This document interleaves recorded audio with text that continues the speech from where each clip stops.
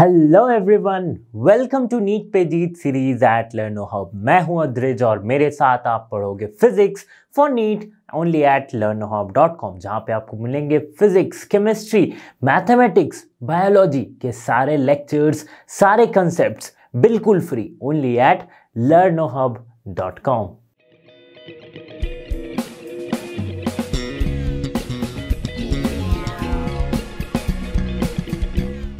इस वीडियो में हम समझने वाले हैं the chapter system of particles and rotational motion के कंसेप्ट्स। हाँ, तो इस कंसेप्ट्स का एक पार्ट हमने कर चुका है जहां पे हमने सेंटर ऑफ मास को समझा है। इस वीडियो में पर्टिकुलरली हम वेक्टर प्रोडक्ट और टॉर्क को समझेंगे। ओके, तो चलिए शुरू करते हैं ये वीडियो और हो जाइए तैयार।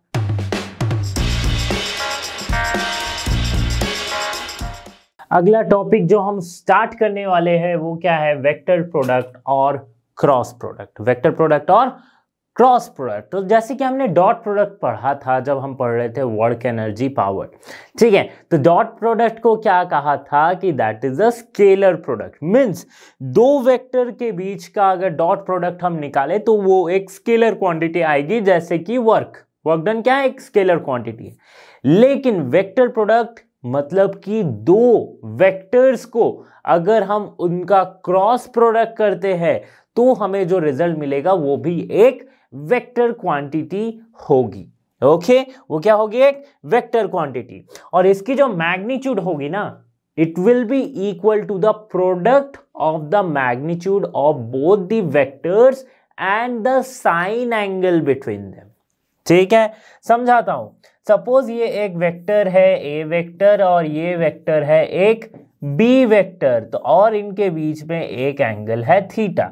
तो अगर मैं क्रॉस प्रोडक्ट निकालता हूं that is A cross B, ये क्या देगा कि ए वेक्टर का मैग्नीट्यूड इनटू बी वेक्टर का magnitude multiplied by sine theta, ये आ जाएगा क्या? अच्छा, कोई भी चीज वेक्टर कब होती है? वेक्टर किसे कहते हैं? कि जिसके पास मैग्नीट्यूड है और साथ ही साथ डायरेक्शन है।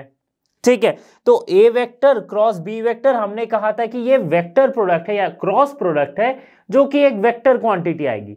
तो वेक्टर क्वांटिटी आएगी तो इसका कोई डायरेक्शन भी होगा, है ना। ये ए बी साइन थीटा तो मैग्नीट्यूड है, इसका डायरेक्शन क्या होगा? तो इसके डायरेक्शन को रिप्रेजेंट करने के लिए हम लिखते हैं एन कैप। तो ये जो कैप है, एन कैप है, ये क्या बताता है? Direction of the vector.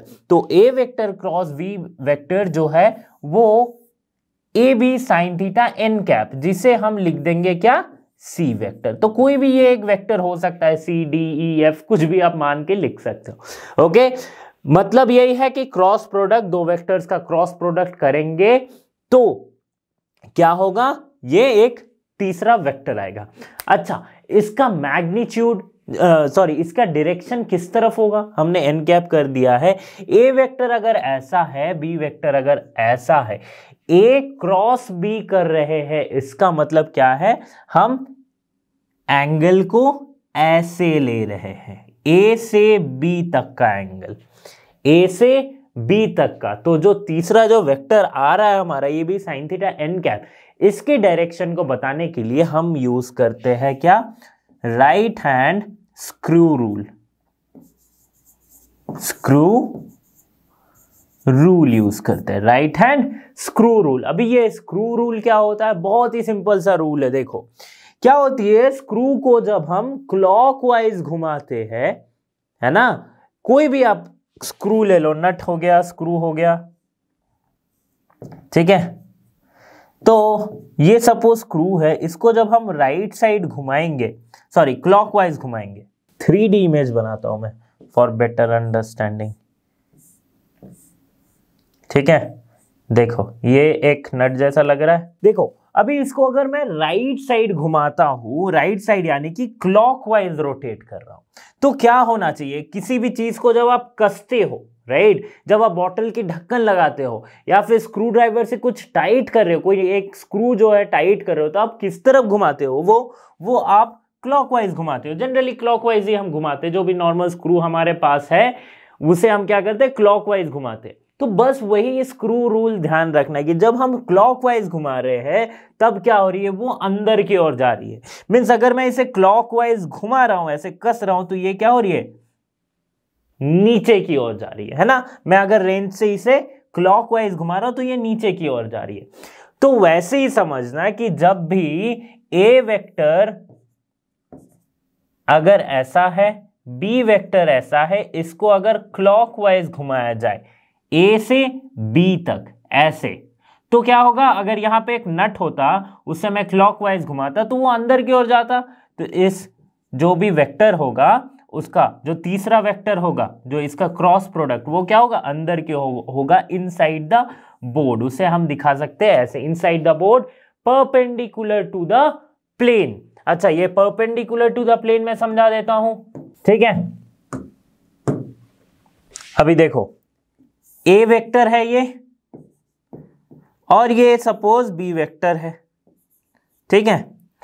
इन दोनों का ए क्रॉस बी अगर किया तो ए क्रॉस बी क्या आएगा, ऐसे करके इसका एंगल है सपोज थीटा, ठीक है।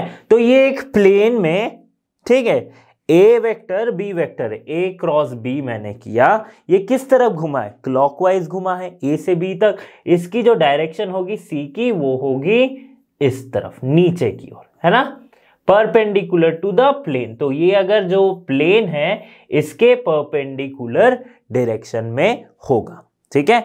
बट परपेंडिकुलर तो ऊपर भी हो सकता है, नीचे भी हो सकता है ना। आप अगर ये प्लेन है तो ये स्टाइलस जो है ये क्या है, perpendicular to my hand, and ऐसे भी रखूं तो भी लगेगा कि ये परपेंडिकुलर टू माय हैंड है, ऐसे रखूं तो भी लगेगा परपेंडिकुलर टू माय हैंड है, ठीक है।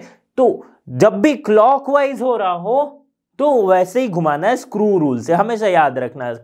क्लॉकवाइज नीचे की ओर, एंटी क्लॉकवाइज ऊपर की ओर, ठीक है।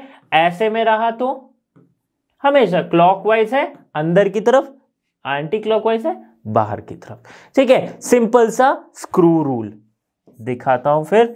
अगर क्लॉकवाइज है तो नीचे की ओर फिर से एक स्क्रू बना देता हूं,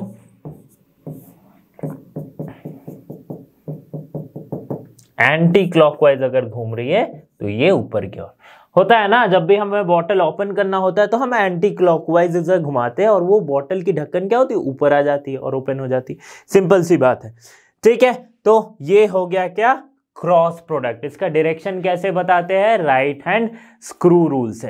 क्रॉस प्रोडक्ट यहां पे हम क्यों पढ़ रहे हैं, क्योंकि रोटेशनल मैकेनिक्स में, रोटेशनल मोशन में जो भी हम टॉर्क पढ़ेंगे वो क्या है, एक वेक्टर क्वांटिटी। वो कैसे बना उसको हम समझेंगे, तो इसीलिए हमने यहाँ पे वेक्टर प्रोडक्ट और क्रॉस प्रोडक्ट को हमने समझा है। अभी देखो कुछ स्पेशल केसेस है when the vectors are parallel to और एंटी पैरेलल। मतलब क्या है कि दो वेक्टर्स है, सपोज ए वेक्टर और बी वेक्टर, तो अगर ये पैरेलल हुआ मींस ए वेक्टर ऐसा है और बी वेक्टर भी ऐसा है, ठीक है। तो इन दोनों के बीच में एंगल क्या है, एंटी पैरेलल का मतलब क्या है, उल्टा, ठीक है। सपोज ये अगर बी वेक्टर है तो पहला केस ये है कि अगर ए वेक्टर पैरेलल है यानी कि इन दोनों के बीच में एंगल क्या बन रहा है, 0 डिग्री, है ना। तो if theta equals to 0 degree then obviously sine theta equals to 0। तो अगर मैं पैरेलल के केस में ए क्रॉस बी निकालूं तो क्या आता है हमारा, पता है, ए बी साइन थीटा, यही तो आता है एन कैप, ठीक है। तो ये साइन थीटा वाला टर्म 0 यानी कि ए क्रॉस बी क्या हो जाएगा, 0 हो जाएगा, है ना। ए क्रॉस बी क्या हो जाएगा, 0। एंटी पैरेलल यानी कि अगर मैं ये वाला लेता हूं कि a is anti parallel to b, ठीक है, ऑपोजिट डायरेक्शन में, parallel but in opposite direction, that is called the anti parallel. So इस केस में थीटा इक्वल्स टू 180 डिग्री, ठीक है। इन दोनों के बीच का एंगल क्या होगा, अगर एक वेक्टर ए है एक वेक्टर ऐसे बी है तो इन दोनों के बीच का एंगल 180 डिग्री, ठीक है। तो साइन थीटा क्या हो गया, फिर से 0 हो गया। तो ए क्रॉस बी क्या हो जाएगा, that is a vector cross product of a and b, that is also 0। Simple सी बात है ना, कोई ज्यादा टफ मैथमेटिक्स है ही नहीं इसमें, ठीक है। तो ये कुछ केसेस बन रहे हैं। दूसरा केस क्या बनता है, when vectors are perpendicular means sine theta theta equals to 90 degree means अगर ए वेक्टर ऐसा है, बी वेक्टर ऐसा है और इन दोनों के बीच में एंगल जो बन रहा है वो क्या है 90 डिग्री। और सिंपल से समझाता हूं, अगर इस प्लेन में बनाता हूं तो ऐसा, ठीक है, A vector cross B vector क्या हो जाएगा, तो थीटा हमारे पास आ गया क्या 90 डिग्री। साइन थीटा क्या हो जाएगी, साइन थीटा यानी कि साइन 90 डिग्री, तो साइन 90 की वैल्यू होती है 1, है ना। साइन थीटा की जो वैल्यू है, साइन थीटा की जो वैल्यू चाहे कोई भी एंगल ला लो, इसकी वैल्यू क्या होगी -1 से +1 के बीच में ही रहेगी। तो जिसमें कि -1 जो है वो मैक्सिमम वैल्यू है, +1 जो है वो मैक्सिमम वैल्यू है और -1 जो है वो मिनिमम वैल्यू। तो साइन थीटा की वैल्यू कभी भी अगर मैक्सिमम आए तो वो पूरा टर्म क्या हो जाएगा, मैक्सिमम हो जाएगा, यानी कि 1 हो जाएगा। तो साइन थीटा 1, इसका मतलब a क्रॉस b क्या आ जाएगा, क्या होता है ए बी साइन थीटा, तो साइन थीटा की जगह 1, तो सिर्फ ए बी लिखेंगे हम, है ना, सिर्फ क्या लिखेंगे ए बी लिखेंगे, and this is the maximum value, है ना, मैक्सिमम वैल्यू, क्योंकि थीटा यहां पे 90 डिग्री है and sine theta is 1 which is the maximum value. ठीक है, आई होप कि ये दो सिंपल से केसेस समझ में आए होंगे। Next, properties of cross product. Cross product की कुछ प्रॉपर्टीज है, यहाँ पे 3 प्रॉपर्टीज, मेन प्रॉपर्टीज मैं लिख रखा हूं, इसको समझेंगे। पहला क्या है, cross product of 2 vectors is anti commutative.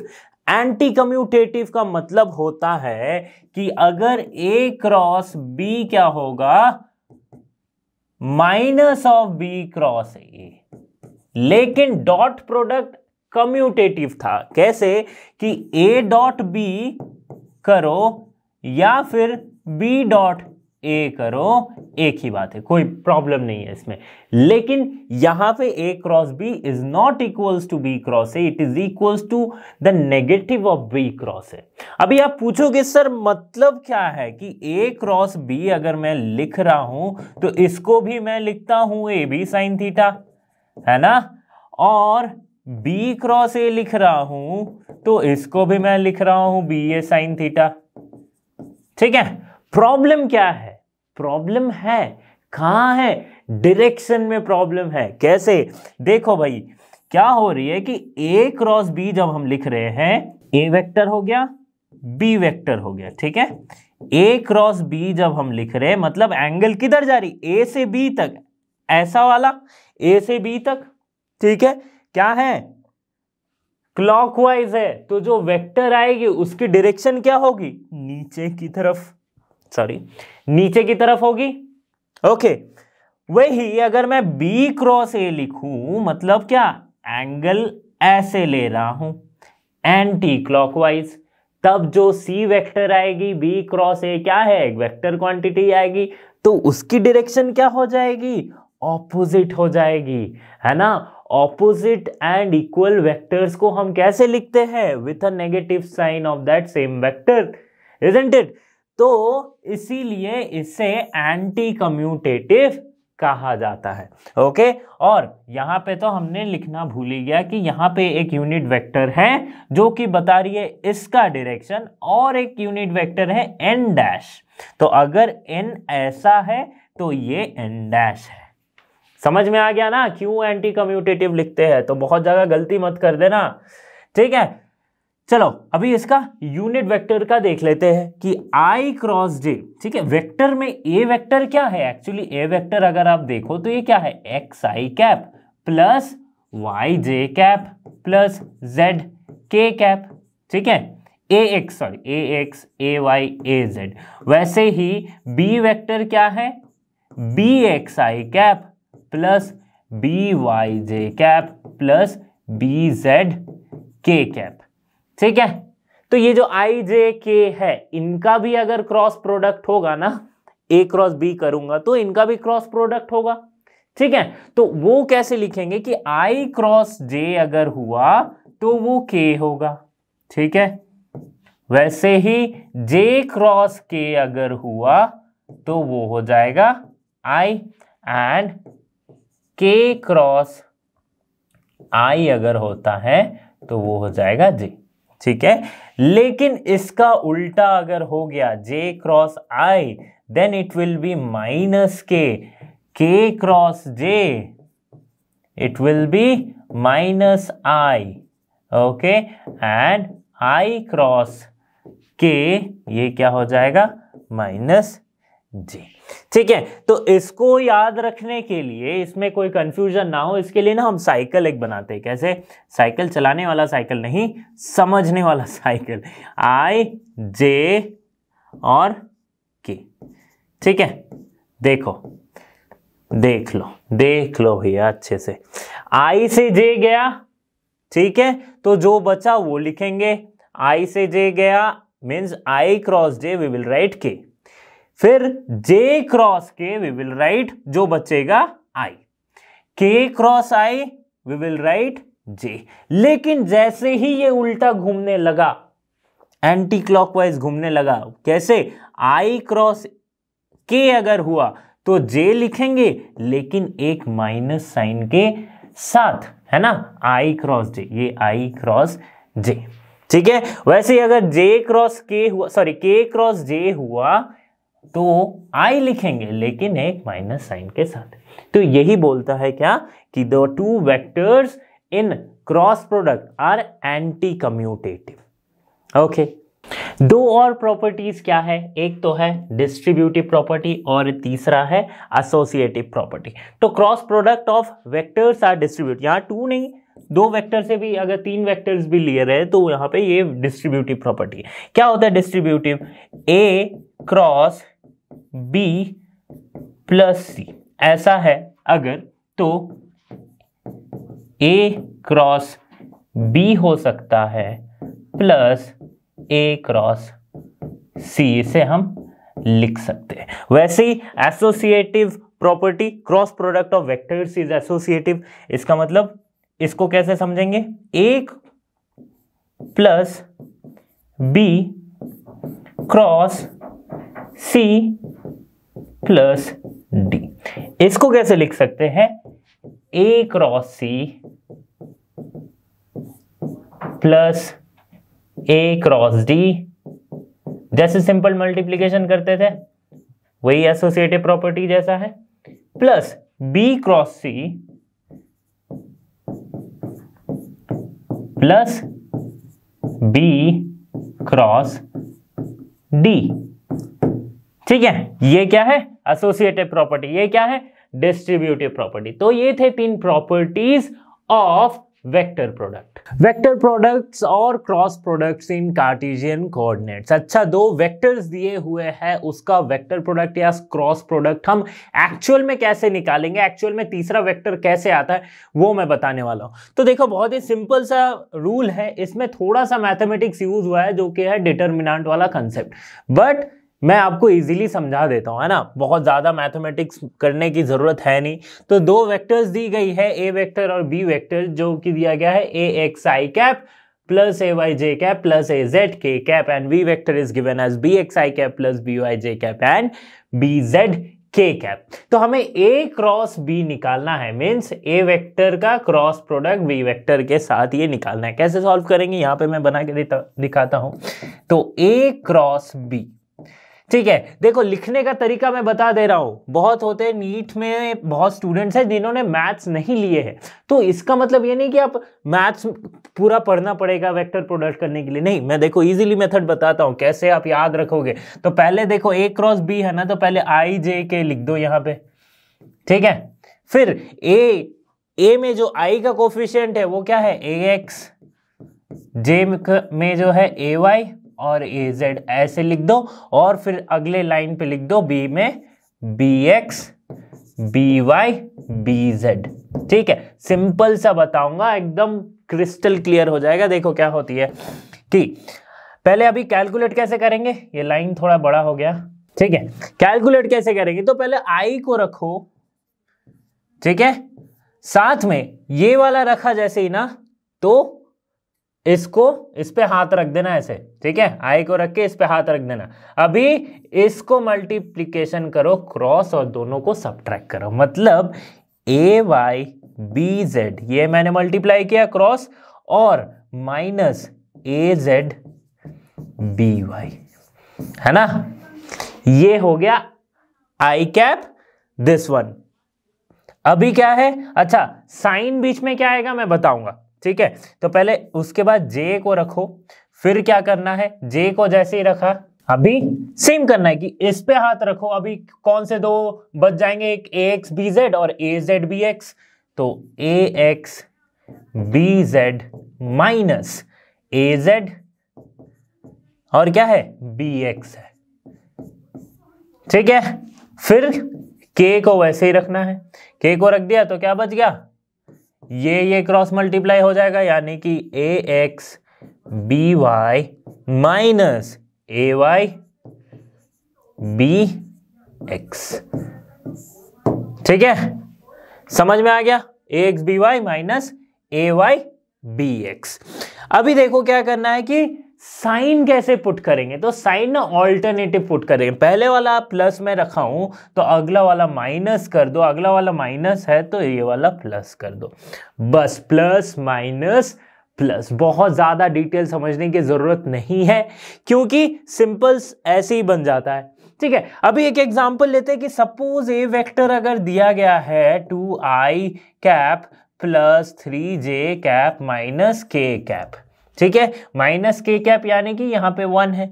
B vector अगर दिया गया है i cap minus j cap plus 2k cap, ठीक है। इसका a क्रॉस b कैसे निकालेंगे और कैसे ये पता चलेगा कि कोई वेक्टर आ रहा है। सिंपल सी बात है, देखो इसका फिर से डिटर्मिनेंट हम बनाएंगे कैसे, i j k कर देंगे, ठीक है।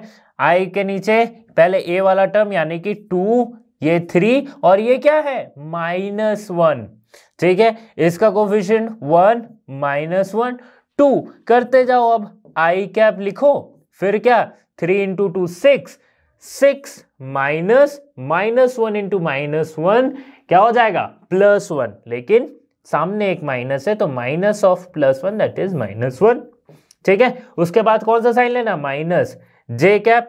कैसे लिख दूंगा, जे कैप को ऐसे ढका, 2 2 4 माइनस ऑफ -1, ठीक है। ये मल्टीप्लाई हुआ इससे, ये -1 है। अभी क्या है के कैप, के कैप को कैसे लिख दूंगा, 2 ये आ जाएगा -2 माइनस ऑफ -3, ठीक है। कैलकुलेट कर लो कितना आ रहा है, देख लेते हैं कितना आ रहा है। ये आ गया 5 आई कैप, ये कितना आ जाएगा माइनस और ये हो जाएगा +1 यानी कि 5 जे कैप माइनस 5 जे कैप और ये कितना आ जाएगा -2 -3 यानी कि -5 के कैप, ठीक है। तो 5 आई कैप -5 जे कैप -5 के कैप, ये कोई एक वेक्टर जैसा लग रहा है ना। जैसे ए वेक्टर है बी वेक्टर है तो ये भी कोई एक वेक्टर है, इसको नाम दे देते हैं सी वेक्टर। तो इसमें से भी हमें पता चल गया कि ए दो वेक्टर का क्रॉस प्रोडक्ट करेंगे तो कोई तीसरा वेक्टर ही आएगा। अच्छा, ये डिटर्मिनेंट फॉर्म में कैसे लिखे, ये डेरिवेशन है, ठीक है। इसको डिटेल में पढ़ना है तो वन शॉट वीडियो देख लो, है ना। बहुत डिटेल में जाने की जरूरत है नहीं, वैसे प्रॉब्लम सॉल्व करने के लिए इजीली हो जाएगा। क्रॉस प्रोडक्ट पढ़ क्यों रहे हैं, क्योंकि आगे हमें टॉर्क को समझना है ना, इसलिए क्रॉस प्रोडक्ट पे फोकस करें। तो चलिए आगे बढ़ते हैं। अब अगला टॉपिक क्या है, टॉर्क। टॉर्क को समझते हैं क्या होती है। बहुत लोगों में डर होता है कि टॉर्क सर क्या नया वर्ड आप लेके आए हो, इस वर्ड की मूवी तो हमने देख ली लेकिन टॉर्क क्या होती है समझ नहीं आया। मैं इजीली समझाता हूँ। देखो टॉर्क क्या है, एक फोर्स ही है जो कि परपेंडिकुलर डायरेक्शन में काम कर रही है। ओके, तो परपेंडिकुलर वाली बात पे हम बाद में आते हुए, तो पहले समझो कि टॉर्क एक फोर्स है जो कि एक बॉडी को रोटेट करने में मदद कर रही है और जो एक बॉडी को एक टर्निंग इफेक्ट प्रोवाइड कर रही है अबाउट एन एक्सिस। कैसे, तो सपोज ये पेन है मेरे पास, ठीक है। इस वाले एग्जांपल में बाद में आता हूं। ये पेन है, ठीक है। इसको क्या करता हूं मैं, अगर यहां से जस्ट नीचे से फोर्स लगाऊं तो ये क्या होगी, ऊपर की ओर जाएगी, है ना। इधर से फोर्स लगाओ तो ये इस तरफ आएगी, है ना। इस तरफ से फोर्स लगाओ तो इधर को जा रही है। ओके, लेकिन अगर मैं किसी एक एंड पे फोर्स लगा रहा हूं, वो भी एकदम परपेंडिकुलरली ऐसे, तो ये क्या हो रही है, रोटेट कर रही है। ये क्या हो रही है, रोटेट कर रही है। तो ये जो टर्निंग इफेक्ट देने वाला फोर्स है उसे हम कहते हैं क्या, टॉर्क।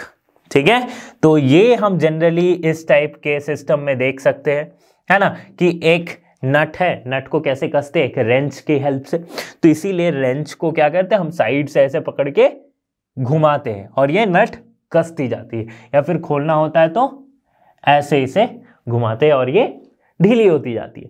तो इसका जो इफेक्ट होता है वो क्या होती है, या तो ये नीचे की ओर जा रही है, या तो ये कस रही है, या फिर ये ऊपर की ओर आ रही। तो इससे हमें टॉर्क का डायरेक्शन भी पता चलता है कि जिस तरफ हमने फोर्स लगाया, जिस प्लेन में, उस प्लेन के परपेंडिकुलर टॉर्क की डायरेक्शन होगी। ठीक है, और बाद में बात करेंगे टॉर्क की डायरेक्शन के बारे में, पहले तो टॉर्क समझ लो।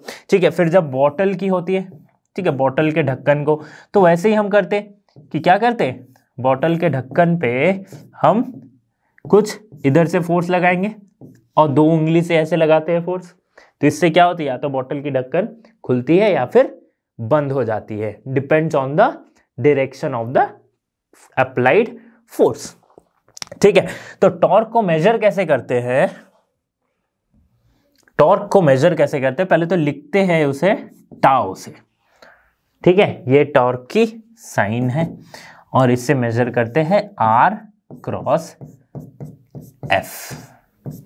आर क्या है, तो देखो जहां पे फोर्स लग रही है, फोर्स क्या है, कौन सी वाली फोर्स, जो इस ऑब्जेक्ट को एक एक्सिस के अलाउंग एक टर्निंग इफेक्ट देगी, घूमने में मदद करेगी, उसे हम कहेंगे टॉर्क। तो ऑब्वियसली वो परपेंडिकुलर लगनी चाहिए।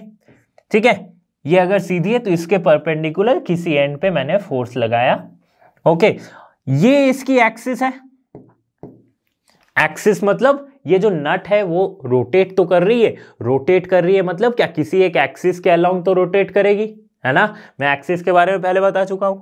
तो एक्सिस से जहां तक फोर्स लग रही है, जिस पॉइंट पे, वहां तक की जो डिस्टेंस है उसे हम बोलते हैं रेडियस वेक्टर। ठीक है, क्योंकि ये एक देखो एक सर्कुलर पाथ में घूमेगी, है ना, पूरा नट जब हम घुमाते हैं तो क्या होती है, ये रेंच पूरी सर्कुलर पाथ में ऐसे घूमती है, तो उसे हम बोलते हैं एक रेडियस वेक्टर।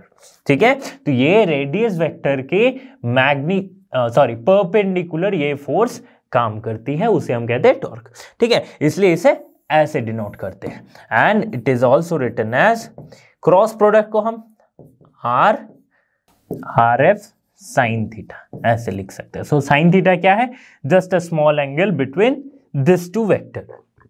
अच्छा, साइन थीटा क्यों लिया, देखो कभी भी टॉर्क प्रोड्यूस करना है, जब भी हमें टॉर्क जनरेट करना है, टॉर्क प्रोड्यूस करना है, तो हमें फोर्स क्या है, हमेशा परपेंडिकुलर लगानी पड़ेगी from to the radius vector. अगर रेडियस वेक्टर ऐसा है और मैं फोर्स इस एंगल पे लगा रहा हूं, तो क्या होगा, टॉर्क जनरेट करेगी, नहीं करेगी, क्योंकि मैंने पेन का एग्जांपल बताया था ना कि अगर मैं इसे ऐसे फोर्स लगाऊं तो ये क्या होगी, सीधी ऐसी जाएगी, ऐसे मूव करते रहेगी, जब तक कि ना इसके किसी एक एंड पे मैं फोर्स नहीं लगाता हूं, किसी एक एंड पे मैं फोर्स नहीं लगाता हूं, है ना, खुद ही देख लो, खुद ही देख लो, मैंने बस एक एक्सिस यहाँ पे पिवट कर रखा है, किसी एक एंड पे फोर्स नहीं लगाता। वही अगर मैं बीचों बीच लगाऊं तो ये सीधी जाएगी ऊपर। ठीक है, तो इसीलिए परपेंडिकुलर डायरेक्शन होना इंपॉर्टेंट है। तो अगर फोर्स यहां पे लग रही है, सपोज ये फोर्स है, तो और ये इन दोनों के बीच का एंगल है थीटा, तो हमें जो फोर्स इसे टर्न होने में मदद करेगी वो इस डायरेक्शन में काम करेगी, है ना। तो ये अगर F है तो ये क्या हो जाएगा, F sine theta, and product of F sine theta and R is torque. समझ में आ गया। यूनिट क्या होती है इसकी, यूनिट होती है न्यूटन मीटर। RF है ना, RF है, न्यूटन मीटर यूनिट होती है। न्यूटन मीटर एक और किस चीज की यूनिट होती है, क्या वो दोनों क्वांटिटी सिमिलर है, सोचो सोचो, वर्क की, है ना, वर्क डन की भी यूनिट हम लिखते हैं न्यूटन मीटर। क्यों, क्योंकि वर्क डन क्या है, फोर्स इनटू डिस्प्लेसमेंट है ना। ये डॉट प्रोडक्ट है, डॉट प्रोडक्ट यानी कि ये स्केलर क्वांटिटी है, लेकिन फोर्स इनटू डिस्प्लेसमेंट हम लिखते हैं। तो वर्क डन और ये टॉर्क में क्या अंतर है, कंफ्यूज हो गए क्या। देखो मैंने पहले बताया था कि टॉर्क एक फोर्स है जो टर्निंग इफेक्ट दे रही है, लेकिन वर्क डन तो वर्क डन है ना। तो देखो इसमें डिफरेंस क्या है, वर्क डन कब होती है, जब कोई ऑब्जेक्ट पे फोर्स लगाया गया हो और वो ऑब्जेक्ट उसी डायरेक्शन में डिस्प्लेस हो रही हो, ठीक है, सेम डायरेक्शन में डिस्प्लेस हो रही हो, तब क्या कहते हैं, वर्क डन। लेकिन यहां पे ऐसा नहीं है, यहां पे क्या है, फोर्स परपेंडिकुलर लगाया गया है to the position to the radius vector, ठीक है। टॉर्क की डायरेक्शन क्या होगी, डायरेक्शन होगी या तो प्लेन के परपेंडिकुलर, जिस प्लेन में फोर्स लगी है उस प्लेन के परपेंडिकुलर डायरेक्शन में फोर्स होगी।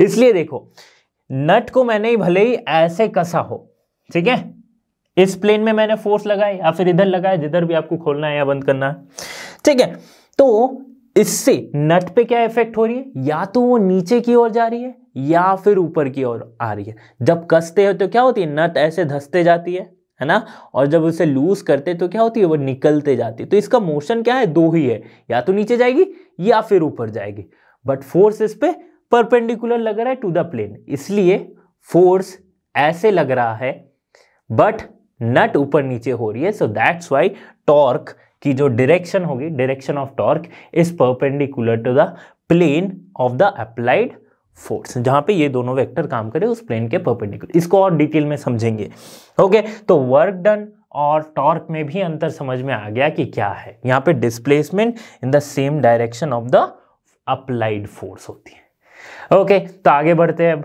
एक इंपॉर्टेंट चीज जो रह गई है वो क्या है कि इसकी डायरेक्शन, ओके।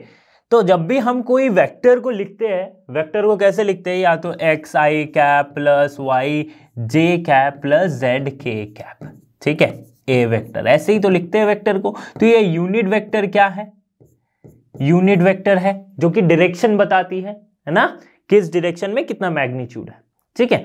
तो वैसे ही टॉर्क भी क्या है, क्रॉस प्रोडक्ट है। क्रॉस प्रोडक्ट है तो एक वेक्टर होगा, है ना, क्रॉस प्रोडक्ट है यानी कि ये वेक्टर है। तो जब भी हम इसको मैग्नीट्यूड के टर्म्स में लिखे तो मैग्नीट्यूड साथ में एक यूनिट वेक्टर होना चाहिए जो इसकी डायरेक्शन को बताती हो। तो यहां पे एन कैप वो यूनिट वेक्टर है, ये छूट गई थी, ओके।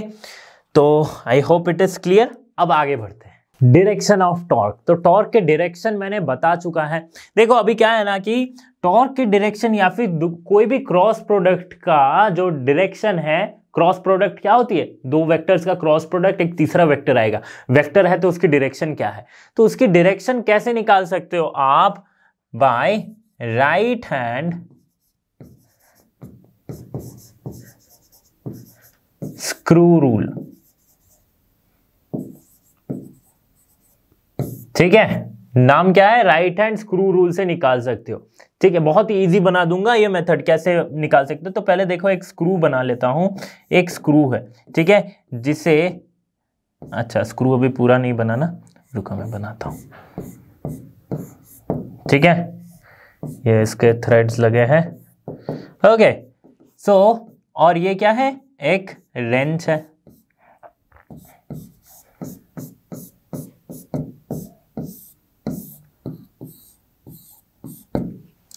ठीक है, दिख रहा है थोड़ा थोड़ा स्क्रू जैसा, बहुत अच्छी ड्राइंग तो है नहीं। देखो तो स्क्रू को जब हम टाइट करते हैं तो क्या करते हैं, जब हमें टाइट करनी होती है तो हम क्लॉकवाइज डायरेक्शन में फोर्स अप्लाई करते हैं परपेंडिकुलर टू दिस, ठीक है। क्लॉकवाइज यानी कि मैं अगर ऐसे फोर्स अप्लाई करूंगा, ठीक है, इस तरफ से ऐसे मैं करूंगा, ठीक है, रेंच को क्या करूंगा, क्लॉकवाइज घुमाऊंगा, तो क्या होगी, तो ये स्क्रू नीचे की ओर जाएगी, है ना। सिंपल सा देखो, बॉटल के ढक्कन को जब आप क्लॉकवाइज घुमाते हो, है ना, तो बॉटल की ढक्कन क्या होती है, नीचे जाती है और बंद हो जाती है। इसी का जब ऑपोजिट करते हो, यानी कि जब एंटी क्लॉकवाइज घुमाते हो, तो अब जो टॉर्क की डायरेक्शन है वो क्या हो जाएगी, ऊपर हो जाएगी। बॉटल की ढक्कन क्या होती है, ऊपर आ जाती है। तो सिंपल बॉटल वाले से याद रखो स्क्रू रूल क्या होता है। तो फोर्स जब इस डायरेक्शन में लग रहा हो, जिसका मतलब क्लॉकवाइज डायरेक्शन में अगर फोर्स लग रहा हो क्लॉकवाइज, तो टॉर्क क्या होगी, नीचे। एंड अगर यही फोर्स इसी नट पे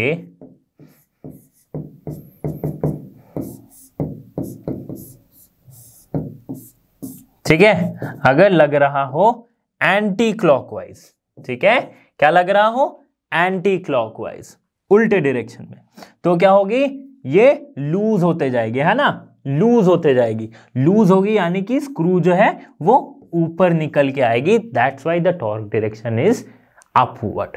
ठीक है, तो प्लेन क्या है, ये है प्लेन, है ना, मेरा हाथ जो है ये प्लेन है सपोज, तो इसमें मैं क्लॉकवाइज घुमाऊं तो जो टॉर्क है, जो स्क्रू है वो नीचे जा रही है, एंटी क्लॉकवाइज घुमाओ तो स्क्रू ऊपर आ रही है। यही है राइट हैंड स्क्रू रूल। कभी भी कंफ्यूज हो, राइट हैंड से बॉटल को खोल के देख लो, ठीक है, आसपास तो बॉटल होती है, वाटर बॉटल, तो राइट हैंड से बॉटल को खोल के देख लो, जैसे ही आप खोलोगे आपको क्या लगेगा, टॉर्क ऊपर आ रही है, यानी कि फोर्स क्या है, एंटी क्लॉकवाइज। जब आप कसोगे तब आप लगा रहे हो force clockwise and it is moving downward, so ये हो जाएगा direction of torque. Okay, so torque ही नहीं, जो भी क्रॉस प्रोडक्ट में जो तीसरा वेक्टर बनता है, क्योंकि ए क्रॉस बी कोई एक वेक्टर ही होगा, सपोज सी वेक्टर, तो ये जो सी वेक्टर की डायरेक्शन है इसे हम कैसे निकाल सकते हैं, by this right hand screw rule. बहुत ही सिंपल सी बात है। Maximum and minimum value of torque, maximum value क्या होगी, मिनिमम वैल्यू क्या हो सकती है टॉर्क की।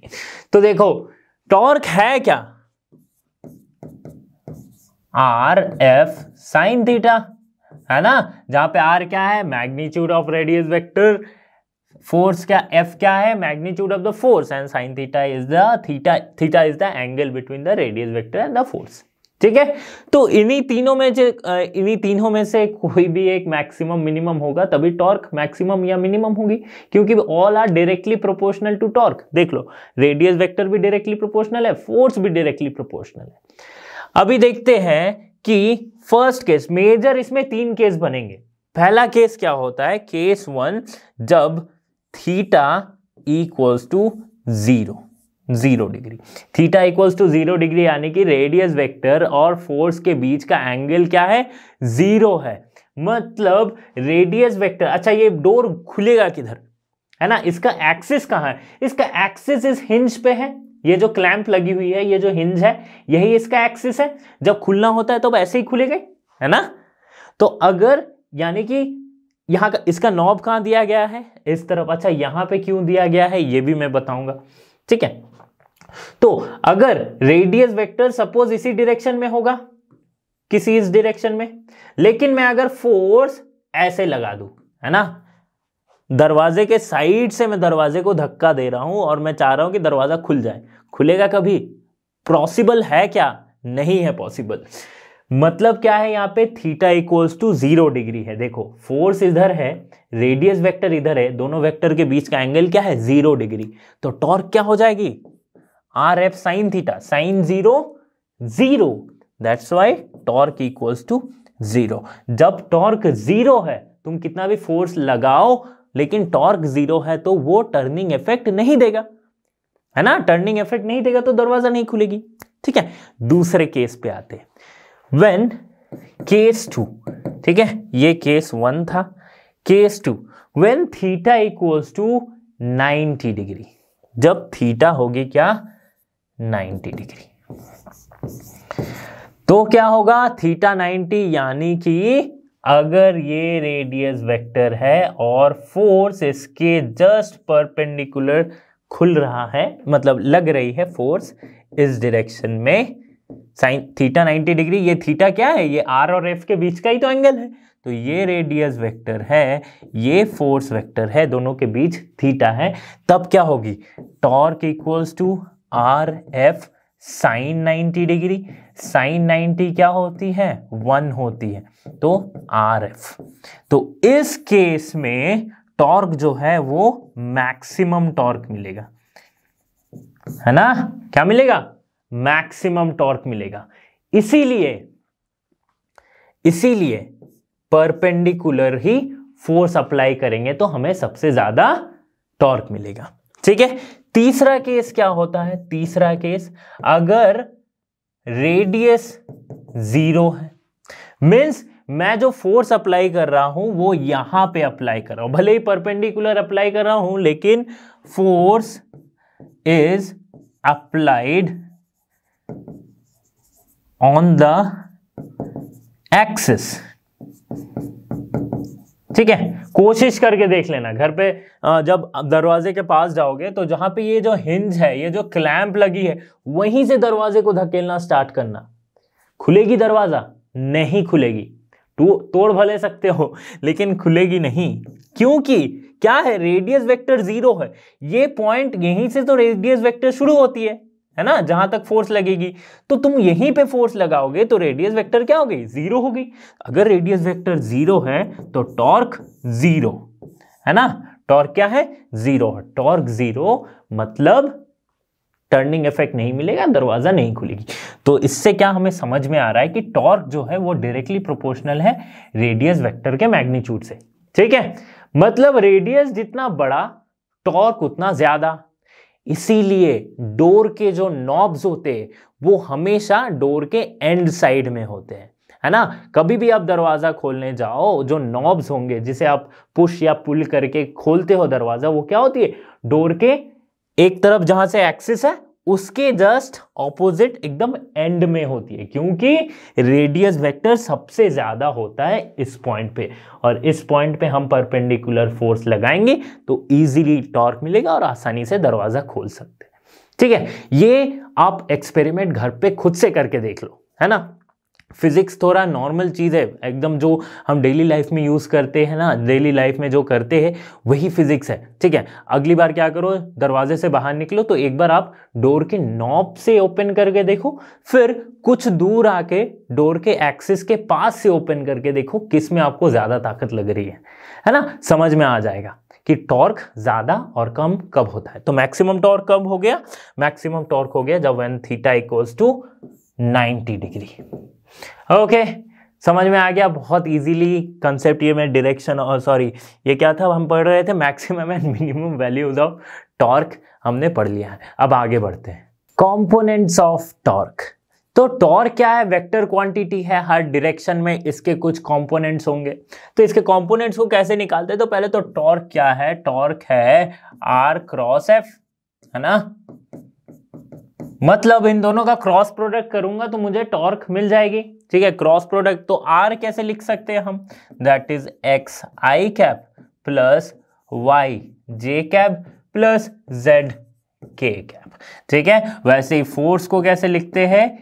एफ एक्स एक्स डायरेक्शन में आई कैप, एफ वाई जो कि है वाई डायरेक्शन में जे कैप, और एफ जेड के डायरेक्शन जेड डायरेक्शन में। ठीक है, तो ये इसकी कंपोनेंट। तो वैसे ही टॉर्क की जो कंपोनेंट होगी वो इन दोनों के क्रॉस प्रोडक्ट करूंगा मैं। कैसे करते हैं क्रॉस प्रोडक्ट? वैसे ही लिखना है I cap J cap K cap, यहां पे एक्स वाई जेड ये आर का, और यहां पे F X F Y F Z. ठीक है, तो यहां पे भी कुछ ऐसे मल्टीप्लाई करूंगा, y f x minus z f y into i cap. ठीक है, तो वो क्या हो जाएगा? उसे हम लिखेंगे टाउ एक्स। ठीक है, वैसे ही y जो j के साथ आएगी वो क्या होगी? Tau y Z F x minus x F Z. करके देख लेना, करने की वैसे जरूरत नहीं है, मैंने सीधा सीधी लिख दिया है इसका कि ये रेक्टेंगुलर कंपोनेंट क्या होती है टाउ की। तो वैसे जो भी टाउ आएगी उसको हम लिख सकते हैं क्या? Tau X I cap plus tau Y J cap plus tau Z K cap. ठीक है, तो जहां पे tau X tau Y tau Z are this. ठीक है, सिंपल सी बात है। कभी कभी प्रॉब्लम सॉल्विंग में ऐसे हम डायरेक्ट अप्लाई करके पुट कर सकते हैं, नहीं तो हमें पूरा निकालना पड़ जाता है। ओके, तो डायरेक्ट वाली क्वेश्चन आएगी तो हम सीधा फॉर्मूला उठा के, यहाँ पे फॉर्मूला तो नहीं है, जो भी है ये इसकी वैल्यू उठा के चुपचाप लिख देंगे और नंबर ले लेंगे। ज्यादा दिमाग नहीं लगाना है इसमें। आगे बढ़ते हैं अब, पावर एसोसिएटेड विथ टॉर्क। ठीक है, पावर और टॉर्क कैसे रिलेटेड है? तो टॉर्क क्या है? एक फोर्स जैसा ही है, फोर्स ही है। ठीक है, तो फोर्स अप्लाई किया, कुछ डिस्प्लेसमेंट हुआ, force into that displacement is the work done, है ना। Rate of change of work is power, ये हमें पता है, वर्क एनर्जी पावर में हमने पढ़ चुका है, ठीक है। तो सपोज एक नट है या फिर कोई भी एक ऑब्जेक्ट है, उसे हमने थोड़ा सा रोटेट किया तो उसमें जो डिस्प्लेसमेंट आई वो क्या होगी, रोटेट करने में जो डिस्प्लेसमेंट होती है क्या होती है, एंगुलर डिस्प्लेसमेंट। तो सपोज उसे हम कंसिडर करते हैं डी थीटा, कि एक स्मॉल एंगुलर डिस्प्लेसमेंट हुई डी थीटा, ठीक है। अभी देखो वर्क डन क्या होगी, तो D W equals to force जो कि टॉर्क है to D theta, force into displacement, यही होती है वर्क डन, ठीक है। अगर इसको मैं ऐसे लिखता हूं, means D theta d T, ठीक है। टॉर्क क्या है, टॉर्क कांस्टेंट है, ठीक है, डी थीटा डी टी। अभी बताओ ये डी डब्ल्यू डी टी ये क्या बताती है, rate of change of work और work done by time taken, this is the power, है ना, equals to tau d theta d t क्या बताती है, डी थीटा डी टी ये बताती है कि rate of change of angular displacement, मतलब एंगुलर डिस्प्लेसमेंट का rate of change of angular displacement यानी कि angular velocity that is omega. तो P equals to tau omega, तो कैसे रिलेटेड है, power is equals to product of the torque and the angular velocity, ठीक है। ये ओमेगा क्या है, एंगुलर वेलोसिटी, थीटा क्या है, एंगुलर डिस्प्लेसमेंट, ठीक है। अभी और देखो तो इसलिए लिख सकते हैं the product of torque and the angular speed of the body about the axis of rotation is the power associated with the torque, ठीक है, एंगुलर स्पीड। नाउ पावर हमने लिख दिया, अच्छा टॉर्क को कैसे लिख सकते हैं, P इक्वल्स टू अगर टाउ ओमेगा है तो टॉर्क को हम लिख सकते हैं R, ठीक है, force into the distance, perpendicular distance, ठीक है। और ओमेगा को कैसे लिख सकते हैं, V बाई R, है ना, ओमेगा को V बाई R लिख सकते हैं, तो टाउ क्या हो जाएगा, ये आर आर कैंसिल हो जाएगा, पावर क्या हो जाएगा, फोर्स इनटू वेलोसिटी, ठीक है। ये v क्या है, ये है लीनियर वेलोसिटी, ओमेगा क्या है, एंगुलर स्पीड और एंगुलर वेलोसिटी, ओके। तो यही है पावर और टॉर्क के बीच का रिलेशन, ठीक है। इससे एक आधा सवाल पूछा जा सकता है, बहुत ज्यादा इंपॉर्टेंट नहीं है, बट इसका सेंस होना इंपॉर्टेंट है। Angular momentum of a particle, angular momentum हम क्यों पढ़ते हैं, देखो जब भी कोई भी एक पार्टिकल, और पार्टिकल यानी कि जिसके पास मास है वो कंसिडर किया है, ठीक है। तो जो भी ऑब्जेक्ट जिसके पास मास है वो अगर स्ट्रेट लाइन में मोशन कर रही है तो हम क्या कहते हैं कि इसमें कोई मोमेंटम है, कौन सा मोमेंटम है, लीनियर मोमेंटम है। अब वही स्ट्रेट लाइन के साथ साथ अगर ये घूम रही है ना, अगर कोई पार्टिकल है जो रोटेट कर रही है तो इसमें जो मोमेंटम है that which is associated with that rotational motion, उसे हम कहते हैं एंगुलर मोमेंटम, और उसे डिफाइन किया जाता है L equals to R cross P, जहां पे R क्या है, पोजीशन वेक्टर, और the radius vector from the centre to the particle, उसकी जो पोजीशन वेक्टर है वो है R, और P क्या है, लीनियर मोमेंटम, ठीक है। तो एंगुलर मोमेंटम को ऐसे डिफाइन करते हैं। इसको थोड़ा अगर मैं ठीक से लिखूं, सजा के लिखते हैं, तो देखो R क्रॉस P क्या है, लीनियर मोमेंटम क्या होती है, mv, मास इनटू वेलोसिटी, ठीक है। तो अभी देखो मास तो कांस्टेंट है, तो ये क्या हो जाएगी, R क्रॉस V। तो एंगुलर मोमेंटम को हम वेलोसिटी के टर्म्स में भी लिख सकते हैं कुछ इस तरह, ओके फाइन। अब देखो rectangular components of angular momentum, ये क्या, ये हम एक पार्टिकल की बात कर रहे हैं, ठीक है, ध्यान रखना एक ही पार्टिकल की बात कर रहे हैं जिसकी मास m है और जो कि मूव कर रही है with some velocity v, then the angular momentum associated with that particle which is rotating will be this, or we can write it in terms of v like this, okay। तो देखो अगर मैं इसकी rectangular component की बात करता हूं तो ये क्या है, तो पहले डिपेंड कर रही किस पे, आर वेक्टर पे। आर वेक्टर को कैसे लिख सकते हैं, X I cap plus Y J cap plus Z K cap, okay. और p यानी linear momentum vector that is P X I cap plus P Y J cap plus P Z K cap हो गया। देखो तो L x को कैसे निकालेंगे, right? तो पहले तो सिंपल देखो, एल होती क्या है, R cross P. Cross product हम कैसे निकालते हैं, I cap J cap K cap ऐसे कर दिया, यहाँ पे एक्स वाई जेड, नीचे P X P Y P Z. ठीक है, इसमें से जो हमें एल एक्स मिलेगा वो क्या हो जाएगा, वो हो जाएगा Y P Z minus Z P Y. Okay, L Y क्या मिल जाएगा, that is X P Z minus ये आ जाएगा जेड पी एक्स। ठीक है, और क्या, L Z, right? L Z हमें क्या मिल जाएगा, X P Y minus Y P X. ठीक है, तो सिंपल सा rectangular component of angular momentum हमें यहाँ पे मिल गया। कैसे निकाले, जस्ट क्रॉस प्रोडक्ट किए हैं। पिछले हम कुछ स्लाइड्स में हमने क्रॉस प्रोडक्ट कैसे निकालना है वो हमने पढ़ चुका है, इसलिए मैं फिर से दोबारा सॉल्व नहीं किया। ठीक है, तो इसको क्यों निकाला, क्यों ये इंपॉर्टेंट है, कभी कभी डायरेक्ट क्वेश्चन पूछा जाता है कि angular momentum at this particular direction क्या होगी, तो वैल्यू पुट करो, आंसर मिल जाएगी। ठीक है, ये सब क्वेश्चन सॉल्व करेंगे, जब आप बहुत सारे क्वेश्चन सॉल्व करोगे तब आपको पता चलेगा कि क्यों ये इंपॉर्टेंट है। ओके, तो angular momentum of A particle हमें पता चलिए। अब एक सिस्टम ऑफ पार्टिकल्स की बात करते हैं। ओके, सिस्टम ऑफ पार्टिकल्स यानी कि रिजिड बॉडी। एक रिजिड बॉडी में बहुत सारे पार्टिकल्स होते हैं, that's we call as system of particle. तो उसे अब देखते हैं, angular momentum of rigid body.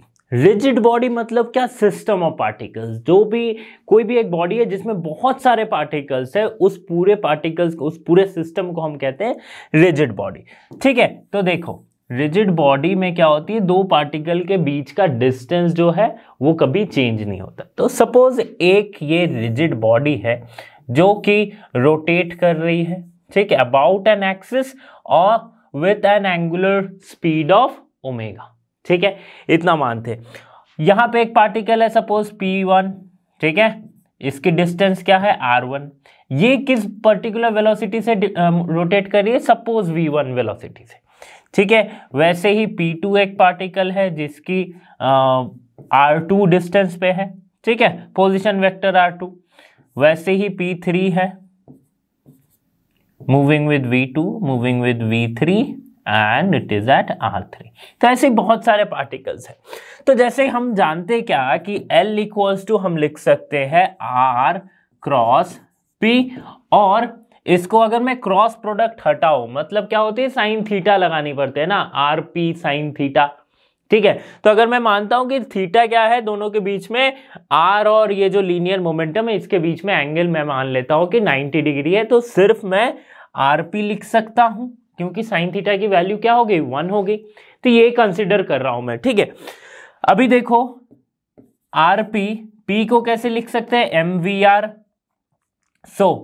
M N to V, so we will write M we.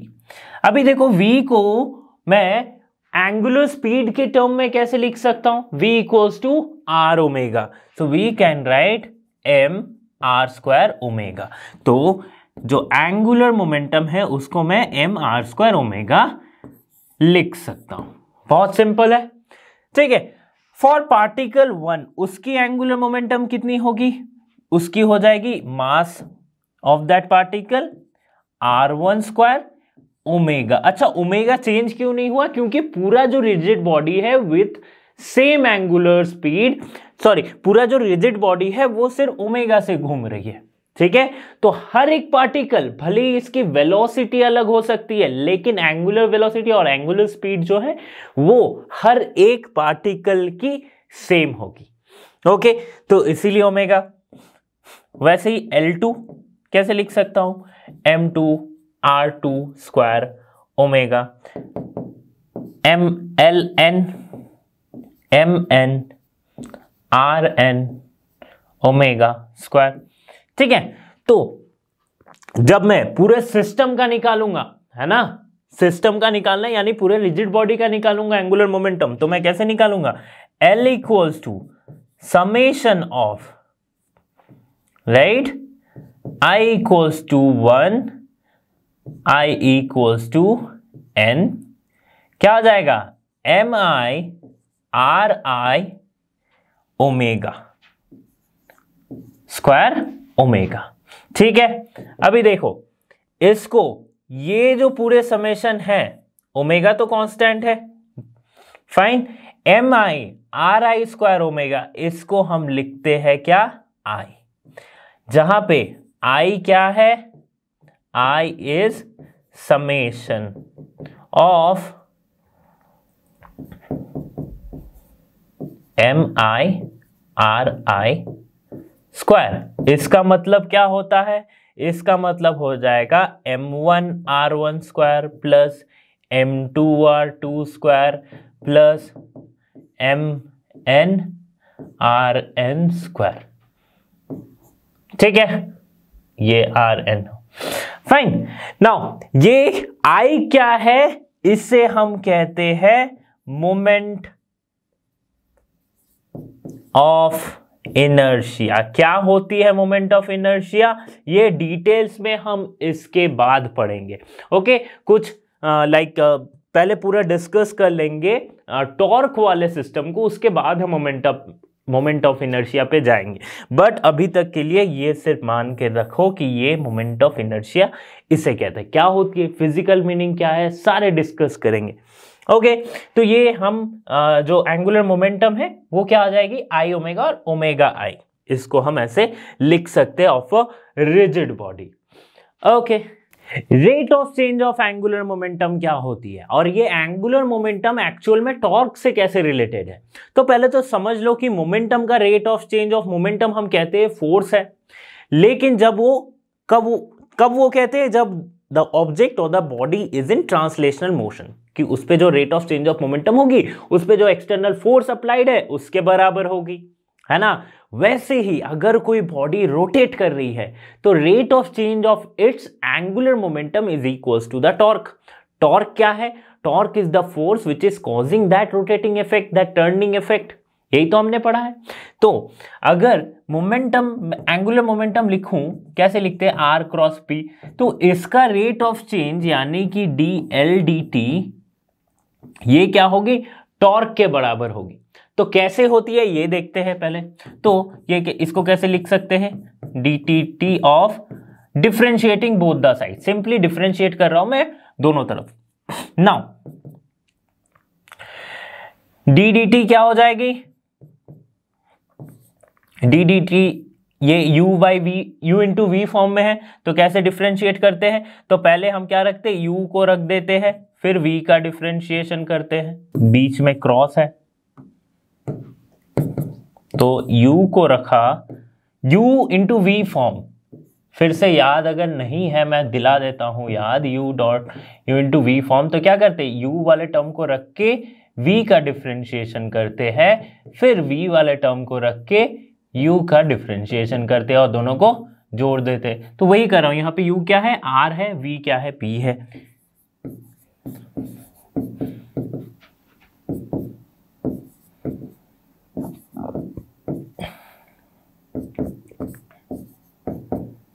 ठीक है, अभी देखो क्या होती है, dpdt क्या है, p क्या है, लीनियर मोमेंटम, तो rate of change of linear momentum is force, that is r cross f। ठीक है, प्लस ये क्या है, drdt वेलोसिटी है। आगे देखो, r क्रॉस f को हम क्या लिखते हैं, टॉर्क लिखते हैं, है ना, टॉर्क लिखते हैं, एक्सटर्नल टॉर्क। ठीक है, प्लस p को हम कैसे लिखते हैं, m into v cross v। अब देखो m तो कांस्टेंट है, तो क्रॉस प्रोडक्ट क्या हो रहा है, v cross b। Same vector का क्रॉस प्रोडक्ट क्या होता है, जीरो होता है। So that's why this term will cut be at zero, और हमें जो मिलेगा वो एक्सटर्नल टॉर्क मिल जाएगा which is equals to dl dt। Okay, ठीक है, तो dl dt यानी कि rate of change of angular momentum is equals to the torque, external torque applied to that rigid body और to that object, okay, which is causing that rotation. ठीक है, अच्छा देखो कि कभी अगर टॉर्क किसी ऑब्जेक्ट पे जीरो है, ठीक है, रोटेट कर रही है या लाइक ऑब्जेक्ट टॉर्क जीरो है, कोई एक रिजिड बॉडी है जहां पे टॉर्क जीरो है, तो उसकी एंगुलर मोमेंटम क्या होगी? अगर टॉर्क जीरो होता है तो rate of change of angular momentum will be equals to zero. ठीक है, differentiation of something is zero, then ये वाला टर्म क्या हो जाएगा? L is constant, L is constant. इससे हमें क्या मिल गया? इससे हमें मिल गया that conservation of angular momentum. अगर एक्सटर्नल टॉर्क अप्लाइड जीरो है, then rate of change of angular momentum will be zero. That's why angular momentum is conserved in this case, or we can say it angular momentum is constant. Okay, equilibrium of rigid bodies. तो rigid bodies का equilibrium के दो condition होते हैं। पहला क्या condition है? पहला कंडीशन वो है कि एक rigid body ट्रांसलेशनल इक्विलिब्रियम में तब रहेगी जब वो कांस्टेंट वेलोसिटी से मूव कर रही हो या फिर पूरी पूरी रेस्ट में हो। ठीक है, क्या हो जाएगी? First condition of equilibrium, a rigid body is said to be in translational equilibrium. दो तरह के इक्विलिब्रियम होते हैं, that is translational equilibrium and rotational equilibrium. तो पहला कंडीशन जो है वो ट्रांसलेशनल इक्विलिब्रियम के बारे में बताता है। क्या? If it is remaining at rest और moving with a constant velocity in a particular direction. ठीक है, इस पहले कंडीशन में ना ट्रांसलेशन इक्विलिब्रियम में दो तरह के इक्विलिब्रियम हो सकते हैं। एक है स्टेबल इक्विलिब्रियम और दूसरा क्या है? Dynamic equilibrium. ठीक है, स्टेबल से ही पता चलता है कि कुछ चीज जब रेस्ट पे है, जैसे कि एक टेबल हो गया, ठीक है, एक चेयर हो गया, जब आप उसको देखते हो क्या, ओके, मैं एक एग्जांपल लेता हूं, सपोज ये फोन है मेरा, ठीक है, इसको मैं यहां पे रख दिया हूं, थोड़ा सा हिलाऊंगा, ऐसे जस्ट हिलाए तो क्या होगा? Regain its position, it is regaining its position, जैसा क्या है वैसे ही ये रहना चाहेगा। Okay, so this is called stable equilibrium. Dynamic equilibrium कब होती है? डायनामिक इक्विलिब्रियम तब होती है जब वो स्टेबिलिटी नहीं होती है, या तो वो मूव कर रही हो, ओके, या फिर अगर ये सेम फोन को मैं इसका एज टिल्ट कर दूं, जैसे ऐसे मैं कोशिश करूं इसे इक्विलिब्रियम करने के लिए, ठीक, कुछ देर तो रहेगी, है ना, जैसे कि फिर क्या हो जाएगी? फिर ये अपने इक्विलिब्रियम से हट जाएगी, है ना। सो this is unstable equilibrium. Equilibrium पे तो है लेकिन अनस्टेबल है। ओके, वैसे जैसे कि आप एक पेन को आप बैलेंस कर लेते हो हाथ में, या फिर स्टिक को बैलेंस कर लेते हो हाथ में, तो वो क्या होगी? अनस्टेबल इक्विलिब्रियम हो गई। ओके, नाउ डायनामिक इक्विलिब्रियम में क्या आ जाएगा? एक अनस्टेबल इक्विलिब्रियम और एक क्या आती है? That is neutral equilibrium. ठीक है, स्टेबल इक्विलिब्रियम समझ में आ गया। फोन वाले एग्जांपल मैंने दिया था कि अगर फोन को मैं रख देता हूं किसी टेबल पे या फिर कहीं पे, तो वो ऐसे का ऐसा है, ठीक है। सो this is actually a stable equilibrium, it is in stable equilibrium. यहां पे हम बात करें ट्रांसलेशनल इक्विलिब्रियम की। ओके, अनस्टेबल इक्विलिब्रियम, आप पेन को आप बैलेंस कर लो हाथ पे, पेन को आप हाथ पे बैलेंस कर लो, फोन या बुक को आप बैलेंस कर लो हाथ पे, क्या होगी? लेकिन बुक के एज के साइड से आप बैलेंस करके देखो, आप कुछ देर तो बैलेंस कर सकते हैं और फिर बोलोगे कि सर ये तो बैलेंस हो गई है, इक्विलिब्रियम में है, बट जैसे ही उसकी पोजीशन आप चेंज करोगे वो वापस उस इक्विलिब्रियम के स्टेट में नहीं आएगी। वो इसे कहते हैं अनस्टेबल इक्विलिब्रियम। तो हमेशा हर बॉडी जो है वो स्टेबल इक्विलिब्रियम की ओर जाना चाहती है।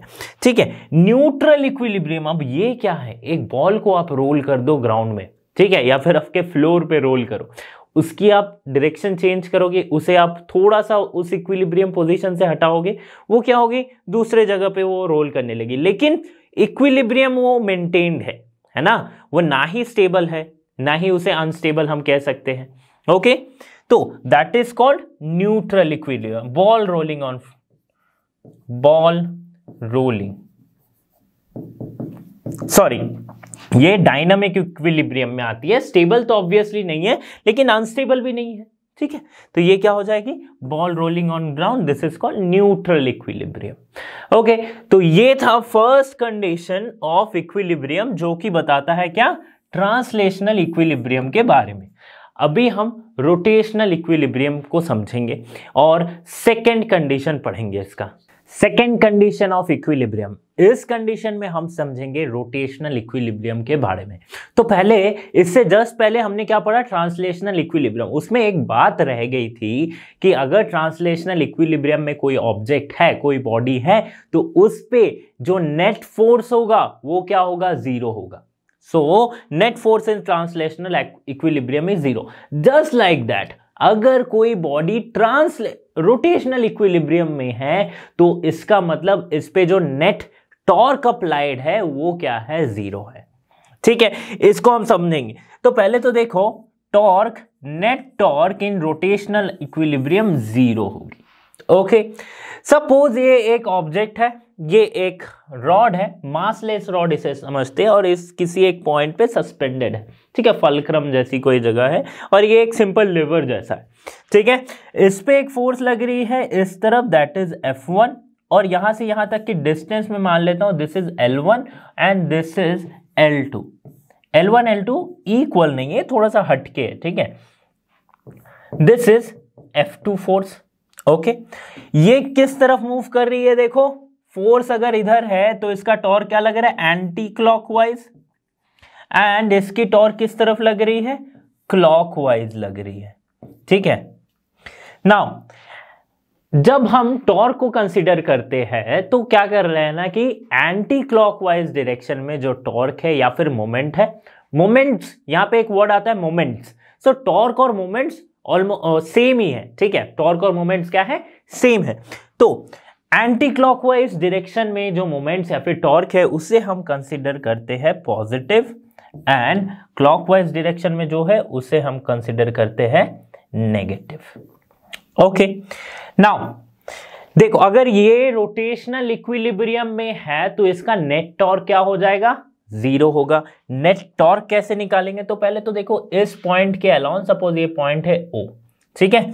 अभी देखो क्या होगी, ये इस पॉइंट पे और एंटी क्लॉकवाइज डायरेक्शन में जो मोमेंट है वो क्या होगी, F1 L1, ठीक है, force into the perpendicular distance, this is the moment और this is the torque, right, from O से लग रही है ये वाली लेंथ, हम कहां से ले रहे हैं, O से ले रहे, ये सेंटर है। नाउ सेम थिंग अगर मैं क्लॉकवाइज डायरेक्शन का लूं तो क्या आएगा, F2 L2। अब क्या कहा गया है कि नेट टॉर्क जो है जीरो होगा, तो क्लॉकवाइज माइनस एंटी क्लॉकवाइज ये क्या हो जाएगी, जीरो होगी। ये क्या है, torque in this direction, torque in this direction, net torque यानी कि इन दोनों का समेशन क्या होगा, जीरो होगा। चूंकि क्लॉकवाइज है तो मैंने यहां पे एक माइनस साइन लिखा, अभी समझ में आएगा तुम सबको कि net torque is equals to zero. So this is torque 1 tau 1 plus tau 2 equals to zero. यहां पे टाउ 2 क्या है, माइनस F1 L2। ओके, तो ये क्या हो गया, नेट एक्सटर्नल टॉर्क, ये क्या हो गई, इक्वल्स टू जीरो, ठीक है, when a body is in rotational equilibrium. अच्छा, रोटेशनल इक्विलिब्रियम पे नेट टॉर्क जीरो होगा तो एंगुलर मोमेंटम पे क्या असर होगा, angular momentum will be constant, dl dt क्या होती है, नेट टॉर्क और टॉर्क, फाइन। अगर यही जीरो है then L angular momentum is constant और कंजर्व्ड हम बोल सकते हैं, ठीक है। तो रोटेशनल इक्विलिब्रियम के बारे में हमें समझ आ गया कि क्या होती है नेट टॉर्क, कैसे जीरो होती है। ट्रांसलेशनल इक्विलिब्रियम में net force acting on the body is zero. Equilibrium of rigid bodies का एक और इंटरेस्टिंग सा टॉपिक है जो कि है पार्शियल इक्विलिब्रियम। पार्शियल इक्विलिब्रियम क्या होती है कि एक ऑब्जेक्ट है, अगर वो पार्शियल इक्विलिब्रियम मीन्स इक्विलिब्रियम में पार्शियली है। इसका मतलब क्या होता है, या तो वो ट्रांसलेशनल इक्विलिब्रियम में है लेकिन रोटेशनल इक्विलिब्रियम में नहीं है, या फिर वो रोटेशनल इक्विलिब्रियम में है लेकिन ट्रांसलेशनल इक्विलिब्रियम में नहीं है। अच्छा, ट्रांसलेशनल इक्विलिब्रियम का मतलब क्या होता है कि उस पे जो नेट फोर्स अप्लाइड है वो क्या है, जीरो। ठीक है, तो कभी ऐसा हो सकता है कि अगर नेट फोर्स अप्लाइड जीरो हो लेकिन नेट टॉर्क जो है वो नॉट इक्वल टू जीरो हो, तब क्या हो जाएगा कि ट्रांसलेशनल इक्विलिब्रियम में तो है लेकिन रोटेशनल इक्विलिब्रियम में नहीं है। सो this is an example of partial equilibrium. इसका उल्टा भी हो सकता है। ओके, तो एक एग्जांपल लेते हैं, इजीली समझते हैं कि सपोज एक रॉड मैंने कंसीडर किया है, थिन रॉड जिसकी मास नहीं है, और इसमें एक पॉइंट कंसीडर किया है जस्ट इसके बीचों बीच, जिसे हम मानते हैं O। नाउ एक फोर्स लग रही F और एक सेम फोर्स लग रही है from the other and F। ठीक है, जो कि इसे मूव करवा सकती है एंटी क्लॉकवाइज डायरेक्शन में और जो इसे मूव करवा सकती है क्लॉकवाइज डायरेक्शन में। Okay, now see what will happen कि इसमें जो नेट फोर्स है वो क्या होगी, F नेट, दैट इज ये फोर्स प्लस ये force, that is F plus F, और दोनों सेम डायरेक्शन में है तो साइन भी सेम होगी, है ना। So that is 2F। तो 2F is not equal to zero, means ये जो बॉडी है ये क्या है, नॉट इन ट्रांसलेशनल इक्विलिब्रियम। ठीक है, बट अगर मैं टॉर्क की बात करूं, टॉर्क, नेट टॉर्क, ये क्या है, दिस इज, ये इस डायरेक्शन में लग रही है सपोज टाउ, और एक सेम टॉर्क लग रहा है क्या, टाउ, बट ये क्लॉकवाइज है, तो नेट टॉर्क क्या होगा, tau minus, sorry plus of minus tau, वही बात है।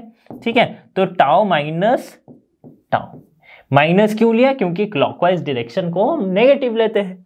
ठीक है, तो ये क्या होगी, जीरो है, तो net torque equals to zero. इसका मतलब क्या हो गया कि this body is in rotational equilibrium but not in translational equilibrium because net force is not equal to zero.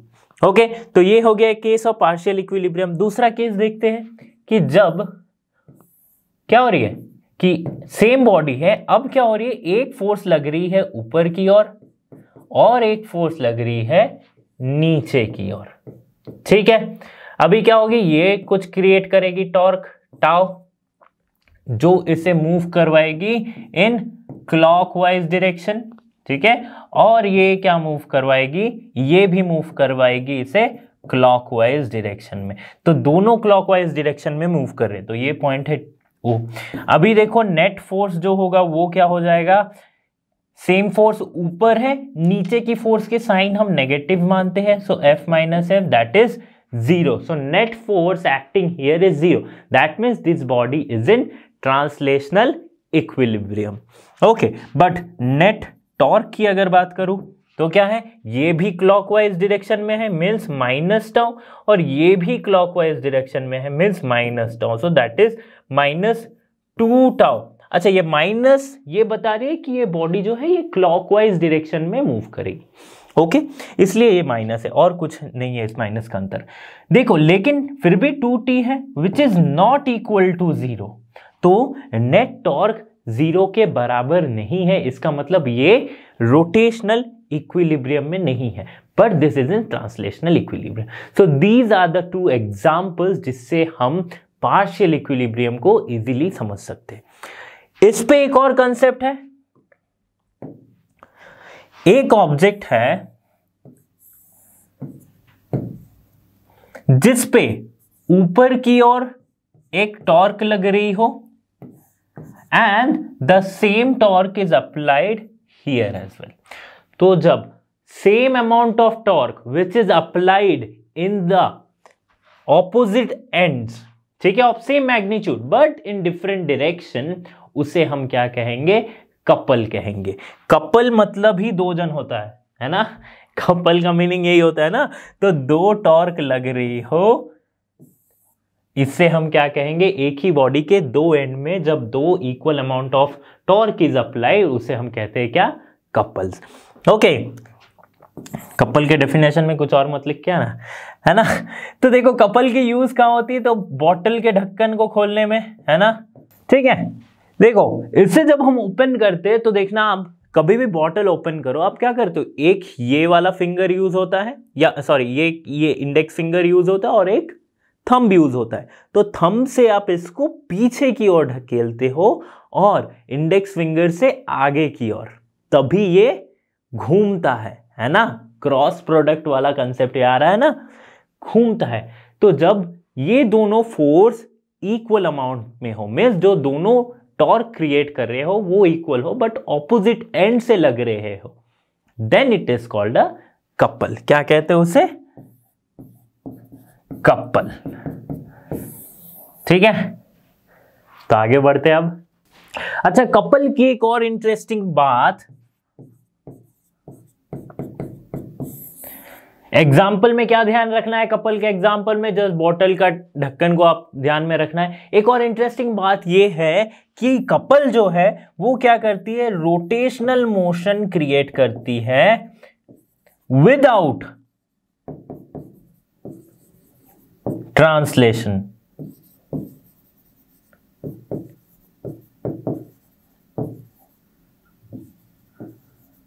It will create rotational motion without translational motion. ठीक है, rotate कर सकती है, सिर्फ ट्रांसलेशन नहीं होगा। Principle of movement. Principle of movement क्या है? वही हमने पिछले स्लाइड में भी डिस्कस किया। Body will be in rotational motion if the net torque on that body is 0। ठीक है, okay. Now about a fix position, obviously अगर एक फिक्स पोजीशन है तो उसके अराउंड अबाउट में जो भी नेट टॉर्क होगी वो क्या होगी? 0 है। Okay, this is called the principle of moment. इसको हम ऐसे भी एक्सप्लेन कर सकते हैं, नेट टॉर्क मतलब क्या है? Algebraic sum of the moments of all the forces.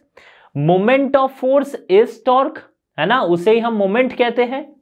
Okay, तो algebraic sum of the moment of all the forces अगर 0 है तो वो क्या है? रोटेशनल इक्विलिब्रियम में है।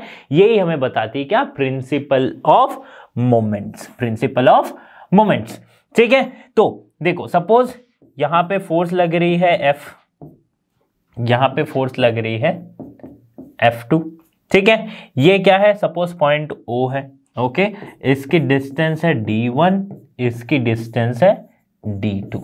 ठीक है, तो ये दोनों फोर्स नीचे की ओर लग रही है, तो इसका एक नेट रिएक्शन फोर्स किधर होगा? ऊपर होगा। अगर ट्रांसलेशनल मोशन के रेस्पेक्ट में हम सोचे तो एक रिएक्शन फोर्स होता है ना, every action has an equal and opposite reaction. तो इसकी नेट फोर्स सपोज नीचे लग रही है तो एक रिएक्शन फोर्स ऊपर लगेगा। अगर इन ट्रांसलेशनल इक्विलिब्रियम में बॉडी है तब क्या होगी? This net force R which is equals to F1 plus F2, ये क्या हो जाएगी? किसके बराबर हो जाएगी? 0 के बराबर हो जाएगी। ठीक है, this is equals to 0। In rotational equilibrium क्या होगा?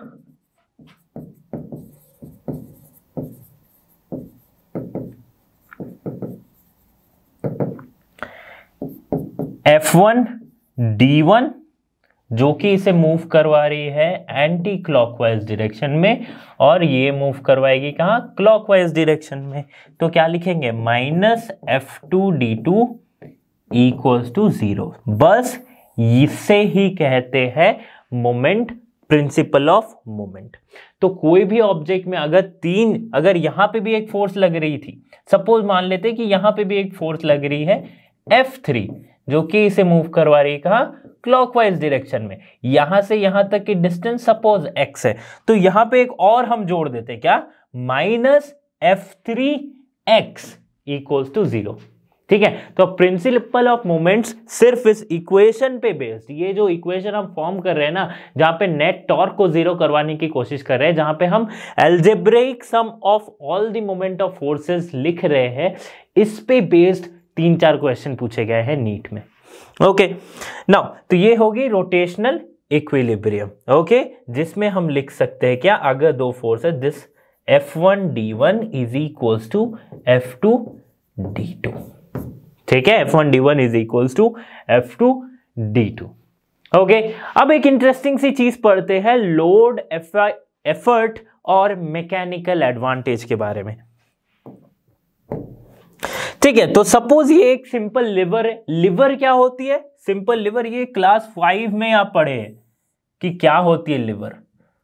तो एक फलक्रम जो कि बीच में जुड़ी होती है, और ये इसे यूज करते का, ये it is considered as a simple machine, है ना। कोई भी भारी ऑब्जेक्ट हो गई, कुछ भी लाइक कोई भारी ऑब्जेक्ट को मूव करना होता है, तो हम क्या करते हैं, एक लिवर की यूज करते हैं। एक रॉड जैसा होता है जिसमें एक फलक्रम लगी होती है, फिर उसे लिफ्ट करने के लिए यूज करते हैं। आपने देखा होगा स्टेशन में जो ट्रॉलीज वगैरह होती है ना, वो जो ट्रॉली वाले होते हैं वो कैसे करते हैं, एक चक्का लगा होता है इस जगह पे, है ना, और क्या होती है, एक एंड पे इसका हैंडल होता है, और यहाँ पे कुछ वेट्स होते हैं।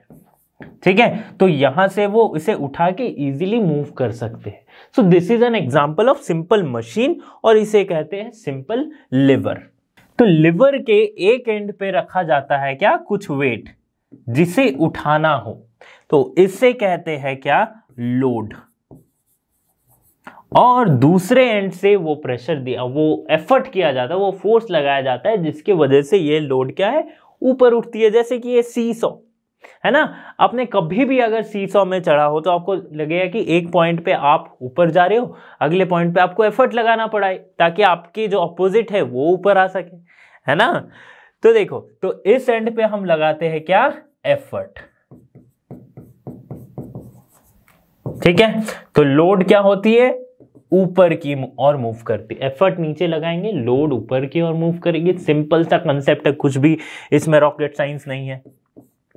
ओके, और ये जो पॉइंट है जहां से ये दोनों सेपरेटेड है, या फिर ये जो पूरा ये रॉड है ये सस्पेंडेड है, इसे हम कहते हैं क्या, फलक्रम। ठीक है, तो देखो मोमेंट, प्रिंसिपल ऑफ मोमेंट इसमें कैसे काम करती है, तो हमने क्या कहा था कि अगर फोर्स को इक्वेट करें तो that force into this distance. ठीक है, इस केस में इसे लिखते हैं हम लोड आर्म, लोड आर्म, और इसको लिखते हैं एफर्ट आर्म। ठीक है, अभी देखो प्रिंसिपल ऑफ मोमेंट्स को यूज किया तो हम क्या लिख सकते हैं, load into load arm equals to effort into effort arm. ठीक है, लोड F1 है, एफर्ट F2 है, लोड आर्म की डिस्टेंस हम सपोज करते हैं D1 है, एफर्ट आर्म की डिस्टेंस है D2। आ गया ना उसी फॉर्म में। अब देखो मैकेनिकल एडवांटेज जो है, मैकेनिकल एडवांटेज वो क्या होती है, ratio of the load to the ratio of the effort, that is F1 by F2। ठीक है, सिंपली आप लिख सकते हैं क्या, लोड बाय एफर्ट। ठीक है, कितना लोड उठाने के लिए हमें कितना एफर्ट अप्लाई करना पड़ेगा, this is the mechanical advantage. तो ये क्या हो जाएगी, F1 by F2, this is, अगर इस इक्वेशन से लिखे F1 बाय F2 क्या हो जाएगी, D2 बाय D1। ठीक है, तो इससे हमारा मैकेनिकल एडवांटेज का क्वेश्चन सॉल्व हो जाएगा। बहुत ही सिंपल सा कंसेप्ट है, ये बहुत बचपन में हम पढ़े हैं। ओके, नाउ अब आगे बढ़ते हैं। Centre of gravity. Centre of gravity क्या होती है, तो सेंटर ऑफ ग्रेविटी एक ऑब्जेक्ट का वो पॉइंट है जहां पे ग्रेविटी क्या होती है, एक्ट करती है। ठीक है, वैसे तो हर एक पॉइंट पे एक्ट करती है, बट हम क्या कंसीडर करते हैं, कोई एक सेंटर है, जैसे सेंटर ऑफ मास में कंसीडर किया था कि इसी पॉइंट पे सारे पार्टिकल का, उस पूरे ऑब्जेक्ट का मास क्या है, कंसंट्रेटेड है। वैसे ही सेंटर ऑफ ग्रेविटी वो पॉइंट है जहां पे पूरे ऑब्जेक्ट की जो नीचे जो ग्रेविटी उसे खींच रही है वो किसी एक पॉइंट पे काम कर रही है, उसे हम कहते हैं सेंटर ऑफ ग्रेविटी। और इस पॉइंट पे क्या होता है कि जो नेट ग्रेविटेशनल टॉर्क है that is equals to 0, net gravitational torque. ठीक है, तो the centre of gravity of a body is a point where the weight of the body acts and the total gravitational torque on the body is 0। ठीक है, अब ये gravitational torque क्या होता है, कुछ भी नहीं है, वही फोर्स है। जैसे कि हम जब टॉर्क देख रहे थे तो क्या कर रहे थे कि एक पॉइंट पे इसे सस्पेंड किया और नीचे एक फोर्स लगाई तो इसके वजह से एक टॉर्क आई। तो वैसे ही कोई एक रिजिड बॉडी है, इस पे क्या हो रही है कि सपोज ये एक पॉइंट है, ये एक पार्टिकल है P1, इसकी मास है m1, तो ये नीचे की ओर जाएगी m1g। ठीक है, तो ये भी तो एक फोर्स ही है, फोर्स है तो ये टॉर्क देगी, है ना। अगर ये पार्टिकल को हमने किसी पॉइंट पे सस्पेंड कर रखा है तो ये एक टॉर्क देगी, है ना। तो this is called gravitational torque.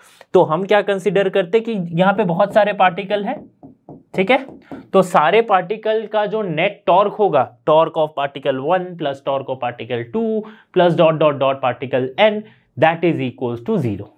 Okay, ये होती है सेंटर ऑफ ग्रेविटी की मीनिंग। अब समझते हैं सेंटर ऑफ ग्रेविटी क्या है। तो सपोज मेरे पास ये नोटबुक है, ठीक है, तो ये रहा इसका सेंटर ऑफ ग्रेविटी। हम कंसीडर कर सकते हैं कि इसी पॉइंट के अलोंग इसकी जो है ग्रेविटी लग रही है, जिस पॉइंट के अलोंग मैं अभी बैलेंस करके रखा। तो अब आप सब कंफ्यूज हो गए कि सर सेंटर ऑफ मास में भी आपने सेम एग्जांपल दिया था, सेंटर ऑफ ग्रेविटी में भी सेम एग्जांपल दे रहे हो, क्या centre of mass, centre of gravity एक ही है या अलग अलग है, इसे समझते हैं अब। ठीक है, तो सपोज ये एक रिजिड बॉडी है जिसे हमने, एक कार्डबोर्ड है सपोज, जिसे हमने क्या किया, एक पेन के ऊपर बैलेंस करके रखा हुआ है। पेन कुछ इस तरह से है, ठीक है, पेन के ऊपर बैलेंस करके रखा हुआ है। ठीक है, बैलेंस हो गया मीन्स ये इक्विलिब्रियम पोजीशन में है। तो सपोज अगर ये रोटेशनल इक्विलिब्रियम में है तो इसकी हम क्या कह रहे हैं, सेंटर ऑफ ग्रेविटी नीचे की ओर mg लगा रही है, तो ऊपर की ओर एक रिएक्शन होगा, that is our Newton's laws of motion, NLM। Okay, eight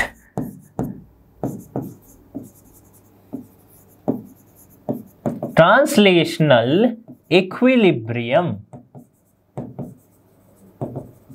क्या होगी, R is equals to mg, है ना, R minus mg equals to 0, net force, है ना, net force 0, so R equals to mg। ठीक है, ये हो गया कि अगर ये ट्रांसलेशनल इक्विलिब्रियम में है तब। ओके, यही कंसेप्ट अप्लाई कर करके तो हमने न्यूटन्स लॉज ऑफ मोशन के क्वेश्चन सॉल्व किए, है ना, वही है ट्रांसलेशनल इक्विलिब्रियम। अब at rotational equilibrium, rotational equilibrium means net torque is 0। यहां पे कौन सा टॉर्क है, ग्रेविटेशनल टॉर्क। तो सपोज कंसीडर करते हैं कि यहाँ पे बहुत सारे पार्टिकल है, सपोज ये पार्टिकल है P1, ये एक पार्टिकल है P2, ये एक पार्टिकल है P3, ठीक है, जिसकी मास है suppose m1, m2 and m3। समझ में आ गया। ये सेंटर ऑफ ग्रेविटी से सपोज ये डिस्टेंस पे है, r1 डिस्टेंस पे, ये r2 डिस्टेंस पे, ये r3 डिस्टेंस पे। ठीक है, अभी देखो कि कैसे हम टॉर्क को अप्लाई करेंगे। तो torque for the first particle T1 ये क्या होगा, दैट इज m1 r1, ठीक है, इनटू g, यही तो होगा, mg फोर्स हो गया into that perpendicular distance that is r1, that this is the torque only now. और इसे सिंपली लिखो mg r1, इजी होगा समझने में, है ना, M1G_R1, सॉरी, M1G_R1। ओके, अब क्या, torque applied on that second particle. Okay, M2G_R2, ये पार्टिकल 3 है, ये पार्टिकल 2 है। ओके, M2G_R2, वैसे ही थर्ड पार्टिकल में M3G_R3, वैसे ही nth पार्टिकल में MnG_Rn। ओके, समझ में आ गया क्या होती है टॉर्क, कैसे निकालेंगे। रोटेशनल इक्विलिब्रियम यानी कि net gravitational torque, that is sum of all the algebraic sum of all the torques of all the particle. Suppose this is I and I is from 1 to n equals to 0. इसका मतलब क्या होगा, m plus m2 plus dot dot dot mn into r1 plus r2 plus dot dot dot Rn into G equals to 0। ठीक है, into G equals to 0। अब देखो ये क्या हो गया, सम ऑफ द मासेस, तो we can write it as Mi, और ये क्या हो गया Ri। ठीक है, equals to into G equals to 0। अब देखो G क्या 0 हो सकती है, यस और नो, नहीं हो सकती। तो G अगर 0 नहीं हो सकती तो 0 क्या होगा, My_Ri इक्वल्स टू 0 होगा। ठीक है, सो दैट इज Mi_Ri, G तो एक्सीलरेशन ड्यू टू ग्रेविटी है, इक्वल्स टू 0।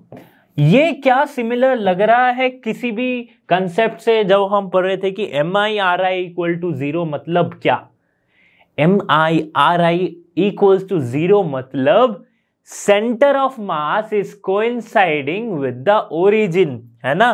किसी भी ऑब्जेक्ट के सेंटर ऑफ मास को अगर हम ओरिजिन पे मानते हैं तो उसका क्या लिखते हैं, mr equals to 0, that is Mi_Ri equals to 0, है ना। यही है सेंटर ऑफ मास वाली कंसेप्ट।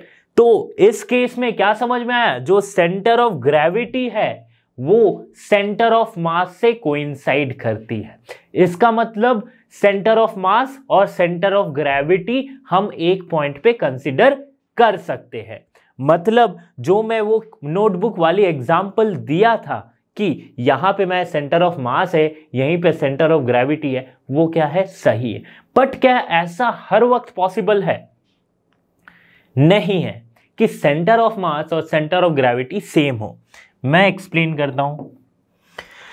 सेंटर ऑफ मास ऐसे नॉर्मली अर्थ के आसपास या भी जो भी हम बॉडीज देख रहे हैं, हर एक बॉडीज की centre of mass, centre of gravity हम सेम मानते हैं। बट कुछ ऐसा केस हो कि एक सपोज यहां पे मून है और अर्थ है,